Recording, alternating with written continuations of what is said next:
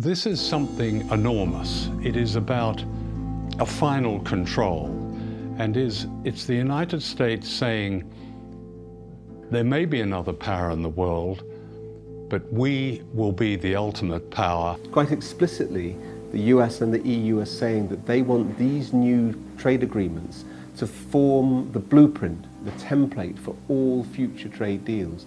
And that means they're rewriting the rules of the global economy, and that means for everybody. Once signed, it will cement a key part of the US government's plan to create a new global bloc that will ensure the dominance of its largest companies. And to understand why, we need to go back to the 1950s. See the USA in your Chevrolet. America's asking you to call. Drive your Chevrolet through the USA. After the Second World War, the United States accounted for half of the world's economy. Its influence was unmatched by any country, and it was able to write the early rules of international trade to its advantage. The World Trade Organization was created in this context, and the US dictated rules that favored American business.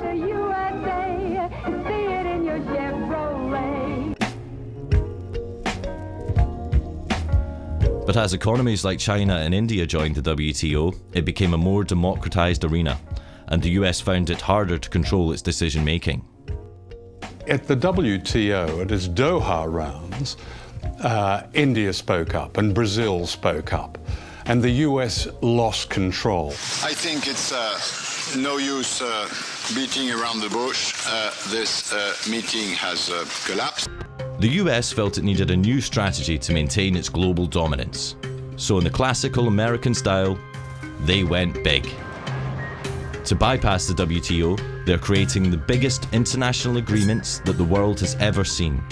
They're called the three big T's: the Trans-Pacific Partnership, or TPP, the Transatlantic Trade and Investment Partnership, or TTIP, and the Trade in Services Agreement, or TISA.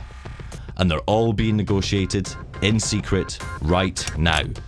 We only found out when WikiLeaks was able to leak parts of them. And what's interesting is when you look across all of these deals, whether it be TTIP, TPP or TISA, China is excluded, but also Brazil, Russia, India, South Africa, they're all excluded because those are the emerging economies. What is not often understood is that these agreements are part of a geopolitical war. This is a new war which is taking place between the United States and China. The United States is very scared of the rise of China, so it has moved to militarily encircle it through what is called the pivot to Asia, and now it's moving on to doing that economically. The basic idea which comes across from reading US strategy papers is the construction of a new grand enclosure. And to put inside this grand enclosure, the United States, 51 other countries, 1.6 billion people, and 2/3 of global GDP. To integrate Latin America away from Brazil and towards the United States, to integrate Southeast Asia away from China and towards the United States, and to integrate Western Europe, pulling it away from Eurasia as a whole and towards the Atlantic. Of the three big T's, WikiLeaks has revealed 4 chapters of the TPP, which affects 12 countries in the Americas and Southeast Asia. We also obtained and released the core text of TISA, which affects 52 countries, including the EU. But nearly all of TTIP is still secret. Nobody knows about what's being negotiated in our name. So you have these far-reaching deals which are going to completely change the face of our economies and our societies, and yet even elected parliamentarians know nothing about it. The world's biggest corporations don't have the same problem.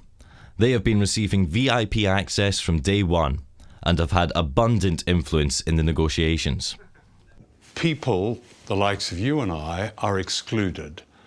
Governments, to a great extent, are excluded. Those who are included are the multinational corporations. These agreements are basically corporate ownership agreements. The funny thing about free trade agreements, as we understand them, is they often have nothing to do with trade in the sense of the mutual lowering of tariffs. What they're about is enshrining an investor rights regime in the respective countries and ensuring that corporations can run wild in the respective economies with very, very little regulation or impingement by government or authorities. These treaties will have huge, huge implications for literally almost every critical issue that an individual citizen or community would care about: health, education, the environment, privacy, access to medicines. I mean, the list could go on. One of the most criticised aspects is a system called the Investor State Dispute Settlement, or ISDS. It's a secretive international tribunal that allows companies to sue states over virtually anything that they can claim affects their investment. If a protest affects their profits, they can sue. If laws affect their profits, they can sue. If new regulations might impact where or what they want to do with their money, they can sue. This is a new power which will be handed over to US corporations to sue the governments of Europe in a parallel judicial system which is available to them alone. So people have no access to it, domestic firms have no access to it, governments have no access to it. It's just there for foreign investors, in this case, US corporations. Based on ISDS history, critics argue that European state sovereignty and democracy are at serious risk. Previous lawsuits include Swedish company Vattenfall suing the German state for $3.7 billion for phasing out nuclear energy. British American Tobacco sued Australia for passing a law limiting cigarette advertising. The French company Veolia sued Egypt for raising the minimum wage. What is so scary about this is that corporations want to lock in their power. So they not only want increased power, but they want to make it impossible for sovereign governments to reverse the changes which are going to give them power. So for example, with TTIP, if it passes with ISDS in it, the privatization of the National Health Service, which is happening in the UK, can never be reversed. What is democratic about an enormous imposition of power on countries whose citizens have no way of knowing what's going on, of debating it, or influencing their government in its decision? That's anti-democratic. The history of these agreements shows that they're very difficult to change unless people can see what's in them. And that's why they're kept secret. Because when the contents are revealed, it generates an opposition. WikiLeaks has had considerable success delaying the TPP and opening up the debate around it and the TISA by releasing the secret draft texts. Our publication of an earlier proposed US-EU agreement, the ACTA, killed it entirely. Help the world become a more transparent place. Do your part. Go to wikileaks.org/TTIP-reward.